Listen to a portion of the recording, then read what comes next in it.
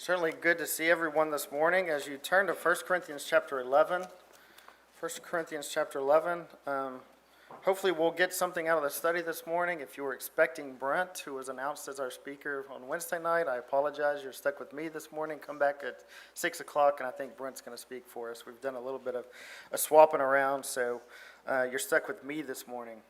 But we welcome those that are here. If you're visiting with us, we certainly hope you enjoy the services and come back and be with us anytime you can.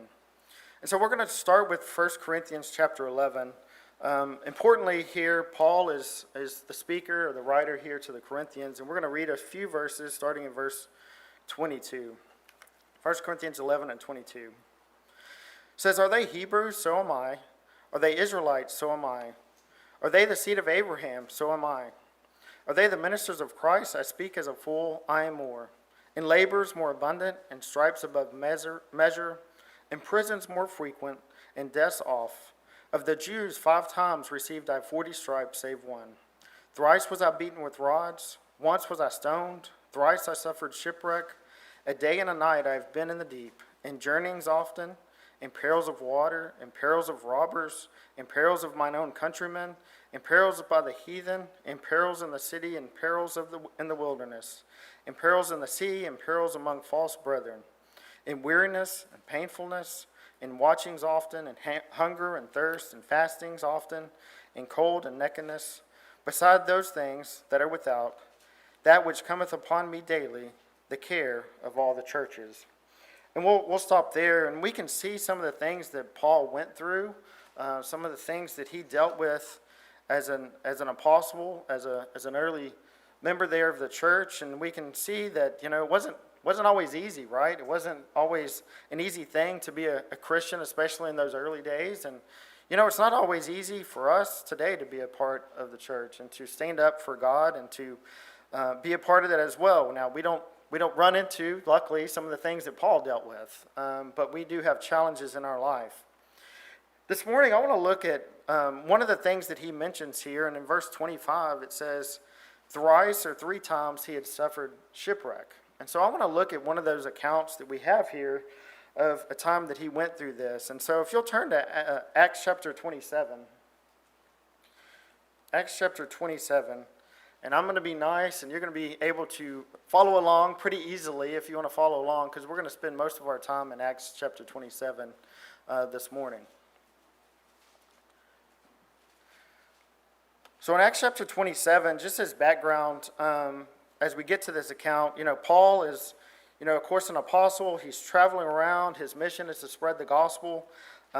He's been, in this case, as we come to this story, he's been arrested and is going to be taken to Rome to stand trial before Caesar. And so we kind of pick it up there as we come into chapter 27. You can see more of the background in 26, and we won't cover chapter 28 too much, but there's more to the story as he makes his way to Rome, found in chapter 28. But we're gonna study for some time Acts chapter 27 in some detail. I'll be honest, as I looked at this, it wasn't a chapter that I'd spent a whole lot of time looking at. I kind of know this happened, but hadn't really spent the time to walk through it in detail. I hope it'll be helpful to you this morning, because that's what I'm gonna do. We're gonna walk through this chapter, have some comments about it, and then hopefully some lessons that we can glean from this particular account of what happens to him and those that are a part of this story here in Acts chapter 27. So we're gonna start in verse 1, and it says there in verse 1, And when it was determined that we should sail into Italy, so of course they're going to Rome, they delivered Paul and certain other prisoners unto one named Julius, a centurion of Augustus's band. And so they're going to make this journey to Rome. Paul is placed under the custody of this centurion named Julius, and they're going to set sail along with these other prisoners. We run into the term of centurion a few times in the Bible. It's a Roman, an officer of the Roman army. Likely had 100 people under his commands. That's centurion, or kind of the root word of century. And so we've got this centurion that is watching over the prisoners, and he has folks with him that are part of that. As we go through this, I've got a really long slide deck. You've now seen it all. It's got one slide. As we walk through this, I thought it would be helpful to kind of see some of the journeyings that they're taking in this trip. And so while it doesn't show every little bit on this map and maybe doesn't match up. I thought this was a decent representation of the travel that they make in this and as we go. So it may be helpful to see they're starting on, the east side of this map, on the right side of this map, and they're making their way to the west up to the very top corner where you see Rome. And so this is not some small trip that they're taking to get these prisoners over to Rome. And so we'll see some of the things that happen as they do this. And in verse number 2, it says, "And entering into a ship of Adramyttium, we launched, meaning to sail by the coast of Asia. When Aristarchus, a Macedonian of Thessalonica, being with us. And the next day we touched at Sidon, and Julius courteously entreated Paul and gave him liberty to go unto his friends to refresh himself. And when we had launched from thence, we sailed unto Cyprus because the winds were contrary." And so we can see they quickly made this hop to Sidon. It's a very short time, and it took them just one day. And then they paused there, and then they started to go along the way. And it says that the winds were contrary, and you can see that they traveled north here when they started this trip instead of just taking off west towards Rome. And it says there was wind, and so the understanding I have with this part of the season, the winds would have been going from the west to the east. And so they were going against the wind for the most part during this journey, and so they kind of went up north, so they weren't going straight into the wind as they started this journey. In verse 5 it says, "And when we had sailed over the sea in Sicily and Pamphylia, we came to Myra, a city of Lycia. And there the centurion found a ship of Alexandria sailing into Italy, and he put us therein. And when we had sailed slowly many days, and scarce were come over against Cydnus, the wind not suffering us, we sailed under Crete over against Salmone. And hardly passing it, came unto a place which is called the Fair Havens, nigh whereunto was the city of Lasea." And so they have pretty quickly covered in a few verses this travel that they've made kind of towards the north to this Myra. They've making their way all the way to Crete, which is kind of right there in the middle of the Mediterranean Sea, and it's named there Fair Havens. And so that's where they have made their way to here in verse number 8. And so this has gone pretty smoothly so far. They've made, roughly half the trip in a few verses without too much going on, but that changes here as we start verse 9. It says in verse 9, "Now when much time was spent, and when sailing was now dangerous, because the fast was now already past, Paul admonished them, and said unto them, Sirs, I perceive that this voyage will be with hurt and much damage, not only of the lading and ship, but also of our lives." And so Paul here warns them and points out that there's going to be danger on this trip, and warns them to this point as they go forward. But we can see that he was really not listened to. In verse 11 it says, "Nevertheless the centurion believed the master and the owner of the ship more than those things which were spoken by Paul." So here's Paul, a prisoner. He's not really listening to Paul and the guidance that he's given or the warning he's given. The centurion, as it says, is listening to the owner of the ship. He's listening to those they're sailing the ship and not listening to Paul. So he doesn't heed the warning, and they go on. In verse 12 it says, "And because the haven was not commodious to winter in, the more part advised to depart thence also, if by any means they might attain to Phoenice, and there to winter, which is an haven of Crete, and lies toward the southwest and northwest." And so it says this haven was not commodious. What that means, it really wasn't convenient. It really wasn't a good place to stay during the winter. It was coming up on winter, and they were trying to find a place that would be safe for them to be at during this time. And so they went, and it's shown here as Phoenix, here on the western side of Crete. And so that's where they were trying to go, where the weather would be better, and they could stay there while winter passed. In verse 13 it says, "And when the south wind blew softly, supposing that they had obtained their purpose, loosing thence, they sailed close by Crete. But not long after, there arose against it a tumultuous wind called Euroclydon." And so this storm comes. They call it Euroclydon. What I've understood is it's kind of like a nor'easter kind of winter storm that we might call it today. And so they were in a situation where they were in this storm that was coming over them. In 15 it says, and when the ship was caught and could not bear up to the wind, we let her drive. And running under a certain island, which is called Claudo, we had much work to come by the boat, which when they had taken up, they used helps, undergirding the ship, and fearing lest they should fall into the quicksands, strake sail, and so were driven. So basically at this point, they were worried about the storm and the winds. From my understanding, this meant, this strake sail kind of comment here meant that they were lowering all the gear. They were lowering the sails, they were lowering the pulleys and all the ropes and getting all those things taken down so that the wind wasn't going to affect them as much and they could be safe. So that's what they were trying to do, and they were worried about this storm, obviously.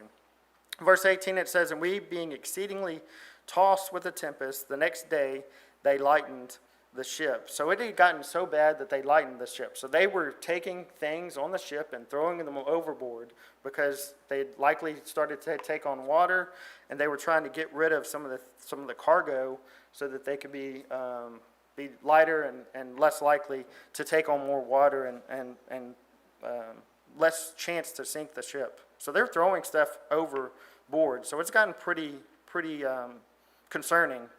And then in verse 19 it says, and the third day we cast out with our own hands the tackling of the ship. And so many people think, here they are again, they're still worried, they're still going through this, and they've thrown even more stuff overboard. And the tackling of the ship, some think it's the furniture, some of the beds, maybe even some of the passengers' belongings.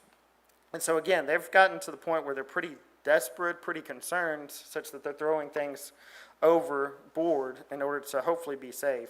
And in verse 20 it says, and when neither the sun nor stars in many days appeared, and no small tempest lay on us, all hope that we should be saved was taken away. And so they had really lost hope at this point. They had said, hey, we can't see the sun, we can't see the stars. You're out here in the middle of the sea. They don't have the navigation tools that we have these days. And so they're like, hey, we're in trouble and we've lost all hope. And so they're in a pretty serious situation here as they travel here, in this case, after leaving Crete. And the 21st verse, it says, but after long abstinence, Paul stood forth in the midst of them and said, sirs, you should have hearkened unto me and not have loosed from Crete, and to have gained this harm and loss. And so Paul points out, hey, there's been this long abstinence. This is really referring to the fact that they've lost their appetite. They haven't eaten in a while. They likely were seasick, if you could imagine being in a storm in these days. I probably wouldn't have wanted to eat either. They might have had trouble even preparing food. And so they had gone through this time of not eating, probably starting to become weak because of that. And then Paul, of course, points out that, you guys, you should have listened to what I said in the warning that I gave you. And then in 22 it says, and now I exhort you to be of good cheer. So here's some good news. Be of good cheer. So things are hopefully looking up. And it says, for there shall be no loss of any man's life among you, but of the ship. And so Paul comes and reassures them, despite the situation they're in, that, hey, be of good cheer. There's nobody that's going to be on the ship that loses his life. And in verse 23, he tells them why. It says, for there stood by me this night the angel of God, whose I am, and whom I serve, saying, fear not, Paul, thou must be brought before Caesar, and lo, God hath given thee all them that sail with thee. Wherefore, sirs, be of good cheer, for I believe God, that it shall be even as it was told me. Howbeit we must be cast upon a certain island. And so Paul reassures them. He tells them why he's reassuring them. He's telling them, hey, the angel of God has come to me. And he says, hey, I've got to be taken to Rome to go under this trial, and those that are here are going to be safe. Those that are with me are going to be safe as we make this journey. And so he's reassuring them, despite what they're going through, that they're going to be safe. And Paul, you can see, believes that. He didn't look out and say, oh, look at all the things going on. Paul believed what the angel of the God had said to him, and he was taking that message to those that were on the ship with him. In verse 27, it says, but when the 14th night was come, this is the 14th night since they left the fair havens of Crete. So this is not a short amount of time that they've gone through this storm and some of the trouble that they've run into.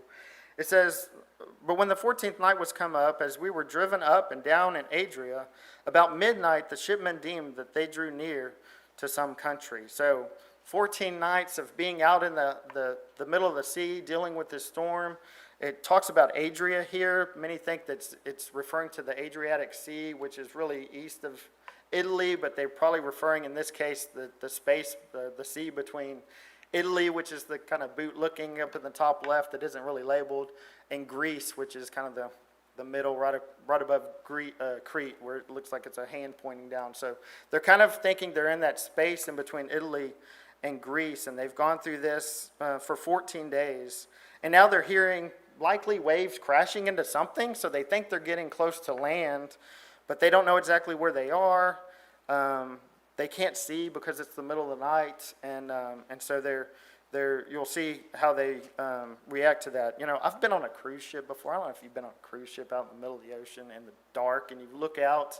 It is a scary, spooky thing, to be honest with you. And the last time we went, I purposely, some of the time at night, went on the balcony and just looked out into nothingness. And it's a spooky thing. And you can imagine going through storms, not knowing where you're at, not really having the lights and navigation stuff that we have today on a cruise ship, but they've been through it, so to speak, in this particular instance.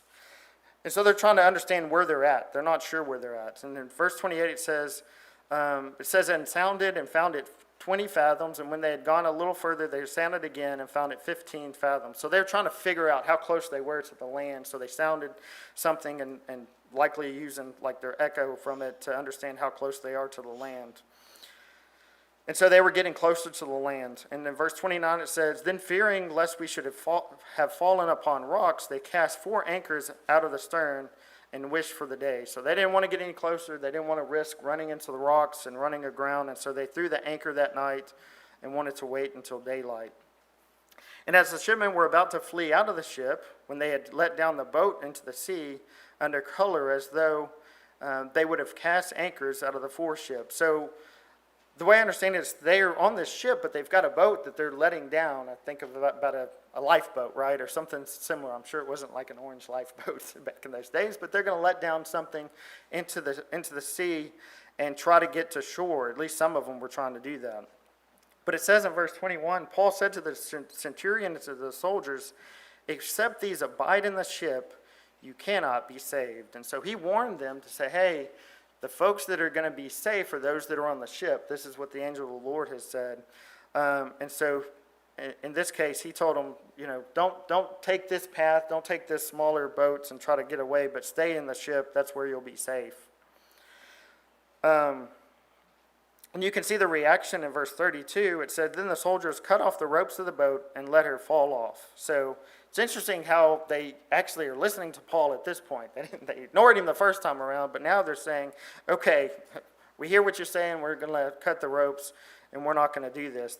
Paul had somehow obviously gained confidence in those that were around him. In verse 33 it says, and while the day was coming on, Paul besought them all to take meat, saying, this day is the 14th day that ye have tarried and continued fasting, having taken nothing. And so he wanted them to eat. They'd likely they'd likely had some food during those 14 days, but not a meal or anything like that. And so he wanted them to eat at this time. It says in verse 34, wherefore I pray you to take some meat, for this is for your health, for there shall not an hair fall from the head of any of you. So again, he's telling them again that they would be safe and to eat.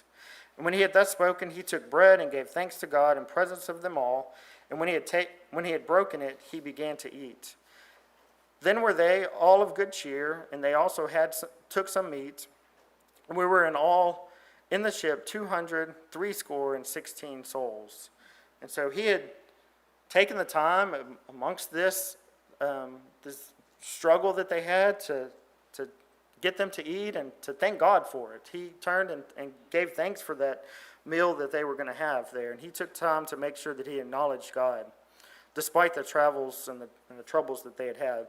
And here it says that they had 276 people aboard this. So this wasn't a small group. This was a pretty big group of people there, almost 300 people that were on the ship. And in verse 38 it says, and when they had eaten enough, they lightened the ship and cast out the wheat into the sea. So here we go again. They lightened the ship again, and at this point they're throwing the wheat out. So I think likely the wheat is what the cargo was that the owner was trying to get to Rome to probably sell and make money. And now we've got a situation where they've thrown a lot of the stuff overboard, and they've kind of got to the last of what they thought that they might be able to throw overboard. And so now they're throwing even the wheat out of the ship. And again, trying to keep it light and keep it afloat. In verse 39 it says, "And when it was day, they knew not the land, but they discovered a certain creek with a shore, into which they were minded, if it were possible, to thrust the ship." So now they don't really know where they are, but they see this area, and they've decided that they're going to run the ship aground. Basically, they're gonna try to beach it, if you will. And in verse 40 it says, "And when they had taken up the anchors, they committed themselves unto the sea, and loosed the rudder bands, and hoisted up the mainsail to the wind, and made towards shore." So here they are. They had thrown these anchors down. I understand the Greek word here likely means they cut the anchors and left them, which would have made a lot of sense. Instead of hoisting them back up onto the ship, that would just made them heavy. So I think they likely cut the rope and let those anchors go. And they put the sail back up. They wanted to catch the wind. They wanted to have some momentum as they tried to beach the ship, if you will. And they had likely tied up the rudders when they had stopped. And so they untied the rudders so they would be able to control the ship as they did this. Verse 41 it says, "And following into a place where two seas met, they ran the ship aground. And the fore part stuck fast and remained unmovable, but the hinder part was broken with the violence of the waves." So they ran it aground. The front of it got stuck. The back of it kept getting hit by the waves, and the boat's falling apart, right? It's being struck by the waves there in the back. And in verse 42 it says, "And the soldiers' counsel was to kill the prisoners, lest any of them should swim out and escape." So again, you've got these soldiers that are trying to watch after the prisoners, and they're like, okay, we don't want them to get away. We're going to kill the prisoners. You know, if you think about the Romans, the Roman army, and the centurion here, and the people that were watching after them, they likely knew they were going to be in big trouble if they lost the prisoners, right? If they escaped safely, they were going to be in trouble. You think back to the story of Paul and Silas when they were in prison, and the prison guard realized through the earthquake that, hey, these guys might escape. He was going to kill himself because of that. He knew that he would be in big trouble if the prisoners were escaped. And so you can see this same kind of reaction to these guards, these Roman guards, when they think there's a chance that they would lose their prisoners. But we can see the centurion actually responds now that he wants to save them and save Paul. It says in verse 43, it says, "But the centurion, willing to save Paul, kept them from their purpose, and commanded that they which could swim should cast themselves first into the sea and get to land." And in verse 44 it says, "On the rest, some on boards and some on broken pieces of the ship, and so it came to pass that they escaped all safe to land." And so all of these, almost 300 people, escaped safe to land, just as the angel of the Lord had promised to Paul. So I know that took a little bit of time to go through. Hopefully it's interesting. It was interesting to me to kind of walk through what happened. But hopefully it paints a picture of some of the things that happened to Paul and to these folks that were traveling, and hopefully helps us to quickly make some lessons or take some things away from this story. If you continue to read into chapter 28, I encourage you to do that. You know, Paul gets bit by a viper. The locals think he should die, and he doesn't. He ends up going on and healing many on that island. They landed in Malta, which is towards the east there. That's kind of where we land in this case. So they've gone, instead of going to Phoenix, or however you want to say it, they've traveled all across to Malta, which is in white there in the south. And so they still haven't made it all the way to Rome. But if you look in chapter 28, you can see they eventually, after staying on that island for about 3 months, I think it is, they start to make their way to Rome, and eventually they make it to Rome. And Paul continues to be there and to preach and to teach in Rome. So I encourage you to read the rest of Acts to catch some of that. But this covers really the shipwreck that they've gone through. And I want to hopefully take a few lessons from this story. And I'm sure there's a lot you can get from this. I'm going to cover a few. I'm sure you can think of others. You know, as you think about this journey, in many ways it can represent the life that we live. And if you think about this journey that they're taking, that's the kind of way I want to look at it this morning as we kind of wrap up. Sometimes our life seems to be going really well, right? Things are smooth. It's smooth sailing, so to speak. And that was kind of the case as they started off. When they started this trip, they got, roughly halfway through, and nothing really had gone wrong. It was fairly smooth. Yeah, they had some wind problems, but it wasn't something that caused them too much problem. So sometimes in our life, things seem to be rocking along pretty well, right? But we know that life isn't always that easy, right? Sometimes things come up, and God, again, doesn't promise us to have a easy life. It doesn't say there won't be any troubles. God doesn't make that promise to us, and we can see some of the struggles that they had here. We can go back to our original reading, and we can see some of the struggles Paul went through as he listed all the things that he went through as well. And now here he's in a shipwreck, he's been imprisoned, and that sort of thing. So things aren't always perfect, even as we look to serve God, and we can see this through Paul's life. He was looking to do his absolute best now to be an apostle and serve God, and yet he still ran into troubles. In Romans chapter 5, I'm going to make you turn away from Acts if you want to continue to follow along the rest of the way. But in Romans chapter 5, verse 3 through 5, it says there, "And not only so, but we glory in tribulations also, knowing that tribulation worketh patience, and patience experience, and experience hope, and hope maketh not ashamed, because the love of God is shed abroad in our hearts by the Holy Ghost, which is given unto us." So there's going to be tribulation in our life, but we can learn from that. We can grow from that, and I hope we'll look for ways to do that. Even those struggles that we have in life can make us better, can help us learn things, and it hopefully helps us recognize the blessings that we do have from God, and we can lean on those things and what's really important in life when we go through some of those struggles. In Matthew chapter 5, we see there, sometimes we may be not just going through troubles or inconveniences, if you will. Sometimes, as we see then, they were persecuted. Blessed are they, Matthew chapter 5, verse 10, it says, "Blessed are they which are persecuted for righteousness' sake, for theirs is the kingdom of heaven. Blessed are ye when men shall revile you and persecute you, and shall say all manner of evil against you falsely for my sake. Rejoice and be exceeding glad, for great is your reward in heaven, for so persecuted they the prophets which were before you." And so sometimes we're going to be persecuted in some way. Hopefully we won't see the type of thing that Paul went through and some of the early Christians, but people will make fun of us. People will try to be a stumbling block for us as we try to do God's will. And so, and sometimes the plans that we have for our life aren't really what God has in plan, and so we need to be flexible in that way too. We're gonna run into troubles. Sometimes, unfortunately, we ignore the warnings from God, just like these folks ignored the warnings that Paul had. God gives us guidance. God gives us commandments. God gives us things that will help us live a more productive and happier life if we'll follow after them. But sometimes we don't heed that guidance, and things don't go as well as they could have, right? In Galatians chapter 6 and verse 7, Galatians chapter 6, in verse 7, we see here where it says, "Be not deceived, God is not mocked, for whatsoever a man soweth, that shall he also reap." And so we're going to reap what we sow here in this life. And so we're not going to, there's going to be consequences for the things we do, and there will be consequences if we ignore the commandments or ignore God's warning.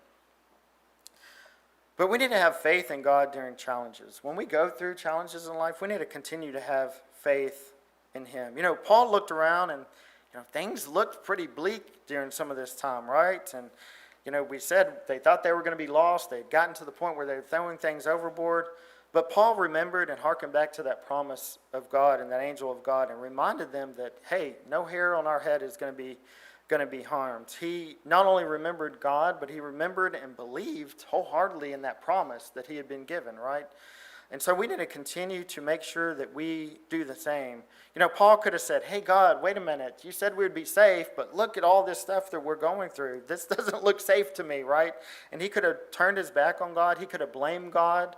And sometimes we do that in our life. Things don't go the way that we think they should, And instead of during difficult times turning towards him and getting closer to him, we kind of say, oh, I've got to go deal with this, and we turn our back on God instead of coming closer to him. So we need to make sure that we continue to have faith in him, even when we go through challenging times in our life. In Psalm chapter 34 and verse 19, it says here, the righteous person may have many troubles, but the Lord delivers him from them all. And sometimes we look at things and maybe we have a short-term view of things.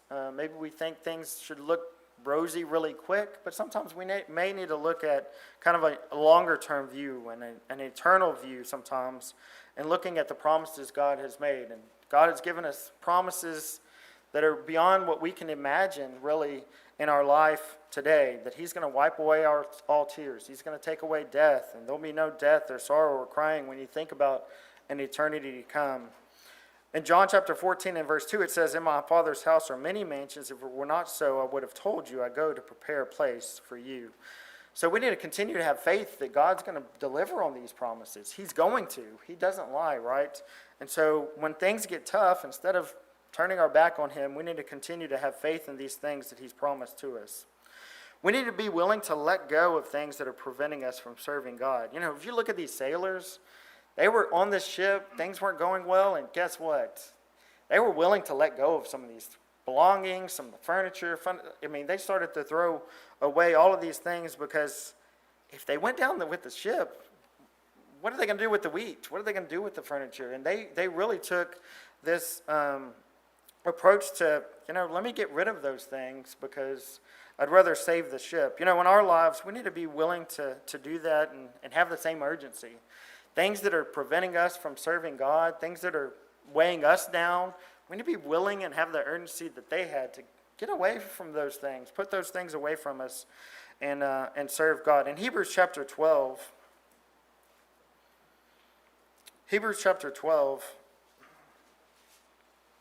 in verse 1, it says there, wherefore, seeing we also are compassed about with so great a cloud of witnesses, let us lay aside every weight and the sin which so easily beset us, and let us run with patience the race that is set before us.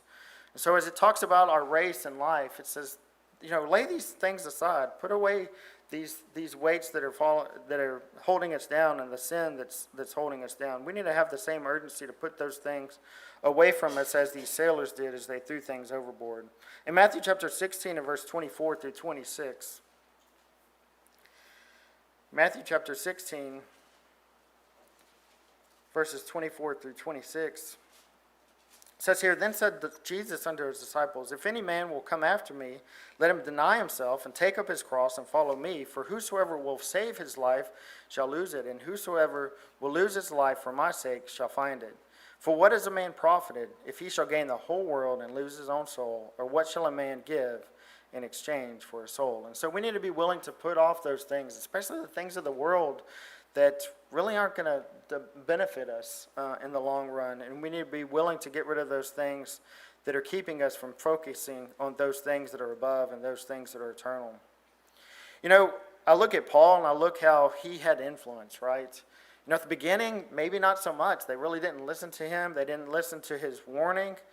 But as you go through the story, it's interesting to see how much he is kind of a leader in this situation. He told them to eat. He did that. They did that. He told them not to let down the boat. He warned them of some of these things, and he told them and promised them that they would be safe. And they eventually listened to him. That's really a great example for us. We need to be willing and able to have influence on other people around us. And one of the ways we're able to do that is by living a life that reflects God's light in our life. They looked at Paul and said, Paul's a little different. Maybe we should listen to him, right? Maybe we should take the things that he's saying. And, as we live our life, we need to live a life that is different, that stands out, that's reflecting God's will in our lives. And hopefully we can have the same kind of influence, and people will listen to us as they look for guidance on where to turn and how to be saved and things like that. In Matthew chapter 28 and verse 19, a very familiar verse where it says, go ye therefore and teach all nations, baptizing them in the name of the Father and the Son and the Holy Ghost. And so as we look to do that, as we look to take the Great Commission out and teach others, we need to try to have some influence. And in order to do that, we've got to be living a life as best we can that looks different and is one that people would look to and say, maybe I should look to him, and maybe he can help guide me to God. And Paul was able to guide them in the right direction in some of these decisions they made. You know, he didn't forget God. He gave thanks to God as they ate food. And so he continued to look to God. Joshua chapter 1 and verse 9, I think that's the last verse I've got this morning. Joshua chapter 1 and verse 9 says there, have not I commanded thee, be strong and of good courage, be not afraid, neither be dismayed, for the Lord thy God is with thee, whithersoever thou goest. You know, Paul believed that. Paul believed that God would be with him. And we need to realize and believe and continue to lean on God, even during challenges, even when we have problems in our life. You know, sometimes, again, we may turn our back or forget God, and that's not the right answer. We need to continue, despite the challenges that we have and despite whatever we're going to continue to lean on God and believe in God. Finally, we need to be in God's care. We need to be in God's care. You know, we need to be in the ship, so to speak, right? We need to be a part of God's kingdom in order to be safe from the storm. You know, Paul was safe. The angel of the Lord told them they would be safe if they were with Paul. He needed to get to Rome, and he was going to be safe, and he made sure that they were on the boat with him so they could be safe as well. You know, we need to be in God's care. We need to be a part of God's kingdom. We need to be a part of his kingdom in order to be saved. And so we need to make steps or take steps to make sure that we're part of that. And so as we conclude, I hope as we study this, hopefully it was interesting as we walk through the details of the story. But more importantly, hopefully as we go through our life, whether we're going through ups and downs and challenges in this life, we realize that we can't really depend on the things of the world. We need to continue to keep God in our life, continue to lean upon him, and most importantly, make sure that we're in the care of God, that we're part of his kingdom, and we're part of those that will be saved and can look towards an eternity where we'll stand alongside Christ and all the redeemed in heaven. And hopefully we realize the importance of doing that. If you haven't taken the steps to be obedient and to be part of God's kingdom, we encourage you to do that this morning. It takes believing that Jesus Christ is the Son of God, repenting of our sins, confessing him, and being baptized and being added to the kingdom. And so if you're in that case and you would like to do that and have your sins washed away, you can certainly do that this morning. Or if you've gone through storms of life, you've got some challenge or problem right now that you want to have help with, and the prayers of the church, we certainly invite you to come and we'll pray with you and pray for you. One of either case, won't you come as we stand and sing?